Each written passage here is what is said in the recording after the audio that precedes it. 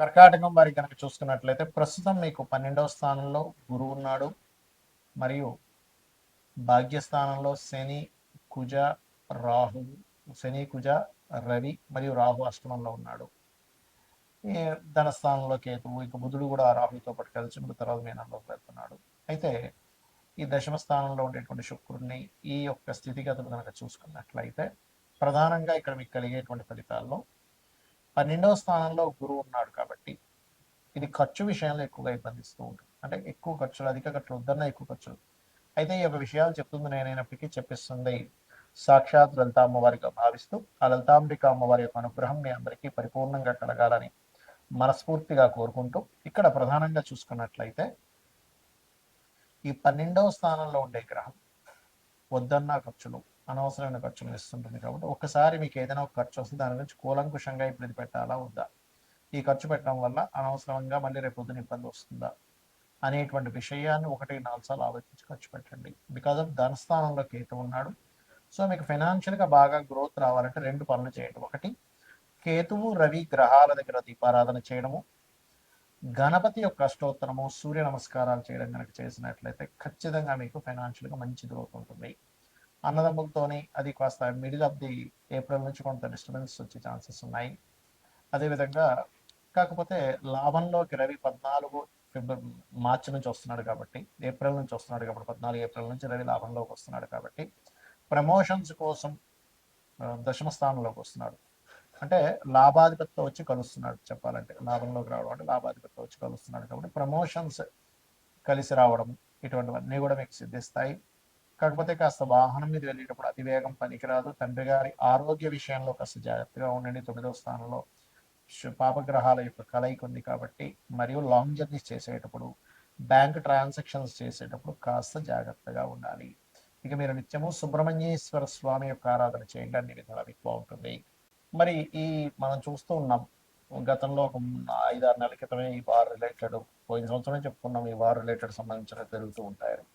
చాలా మంది అడుగుతుంది ఏంటంటే ఈ వార్ రిలేటెడ్ సంబంధించిన వాటి మూలంగా ఫ్యూచర్లో ఇంకా ఎలా అవ్వనుంది అని చాలా మంది నాకు ఫోన్ చేసి అడుగుతున్నారు. ఎందుకంటే గతంలో మనం ప్రిడిక్ట్ చేశాం కాబట్టి దాని గురించి చాలా మంది అడగడం జరుగుతుంది. ఏమంటే ఈ వారు 10-15 రోజులు ఆగిపోతుందా, లేకపోతే నెలల తరబడి వెళ్తుందా అనేటువంటి. కాకపోతే ఇక్కడ విషయం ఏంటంటే ఇది ఇంత తొందరగా ఆగదు. కారణం ఏమిటి, దీనికి శాస్త్రంలో ఏమైనా పర్టికులర్గా కొన్ని ఉన్నాయా అంటే ఖచ్చితంగా సూత్రాలు ఉన్నాయి శాస్త్రంలో. మనం గతంలో కూడా చెప్పుకున్నాం, గురువు 3 రాసులు మారాడు పోయిన సంవత్సరం కూడా, ఈ సంవత్సరం కూడా మారుతున్నాడు అని. ఏ రాసులు మారాడు పోయిన సంవత్సరం అంటే వృషభంలోని, మిథునంలోని, కర్కాటకంలోకి మారాడు. అందుకే యుద్ధ సంబంధించింది ప్రారంభమైంది, ఇంకా మనకి ఉగాది కొత్త సంవత్సరం రాకముందే. అదేవిధంగా అప్పుడు మనం చెప్పుకున్నాం గోల్డ్ రేటు, ముఖ్యంగా సిల్వర్ రేట్ విపరీతంగా పెరుగుతుందని. అదే రకంగా మనకి వీడియోలు కూడా ఉన్నాయి. అండ్ పీఠాధిపతులు గొడవలు పెట్టుకోవడం ఇవన్నీ కారణం అది. అయితే ఈ సంవత్సరం కూడా కర్కాటకంలో మనకి మిథునంలో ఉండేటువంటి గురువు కర్కాటకంలోకి, సింహంలోకి మారుతున్నాడు. గతంలో ఏం జరిగింది, వృషభంలో ఉండే గురువు మిథునంలోకి వచ్చి కర్కాటకంలోకి వచ్చి మళ్ళీ వెనక్కి వచ్చాడు. సో ఎప్పుడైనా సరే 3 రాసులు మారేటప్పుడు అది జన నష్టాన్ని, అందులో ముఖ్యంగా యుద్ధపరంగా విపరీతమైనటువంటి జన నష్టాన్ని కలిగిస్తుంది. కాబట్టి ఇండియాలో ఉండేటువంటి వారికి పెద్ద నష్టమేమీ ఉండదు, కానీ విదేశాల్లో ఉండేటువంటి వారికి మాత్రం కాస్త ఎక్కువ నష్టం ఉంటుంది. కాబట్టి ఇండియన్స్ ఎవరైనా విదేశాల్లో ఉన్నట్లయితే వారు కాస్త వీలైనంత మట్టుకు అక్కడ సేఫ్ జోన్స్లో ఉండడం మంచిది. ఇప్పుడు Saudi countries, Dubai countries, America పర్టికులర్గా, ఎందుకంటే ఇది న్యూక్లియర్ సంబంధించిన దాడులు. అంటే మనకి చూడండి, మనకి హిరోషిమా నాగసాకి మీద వేశారు అప్పుడు ఒకసారి.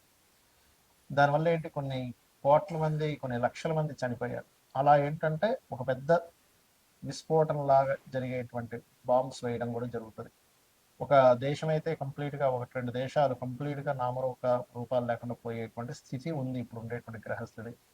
ఇవన్నీ మనం ఎందుకు చెప్పుకుంటున్నాం అంటే, ముందు సామాన్య మానవుడికి ఏమి జరగకూడదు.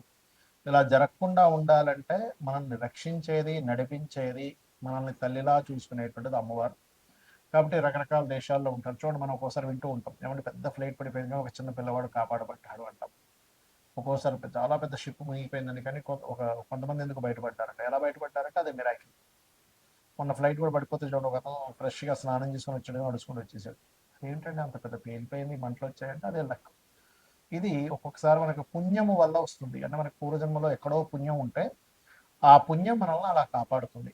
మరి ఇప్పుడు ఉండేటువంటి దీంట్లో మీరు ఏం చేయాలంటే రోజు చండీ వినండి, లేదా దుర్గా కవచం చదువుకోండి. చండీ వినడమైనా, చండీ పారాయణం చేయడమైనా, లేదా చండీ హోమాలు చేసుకోండి, మీ ఇంట్లో చేసుకోండి. దానివల్ల ఏమవుతుందంటే మీరు రక్షింపబడతారు. దేశాలు కొట్టుకోవడం వల్ల సామాన్య మానవుడు ఇబ్బంది పడకూడదు. కాబట్టి ఇది ఎలాంటి రక్షణ ఇస్తుంది?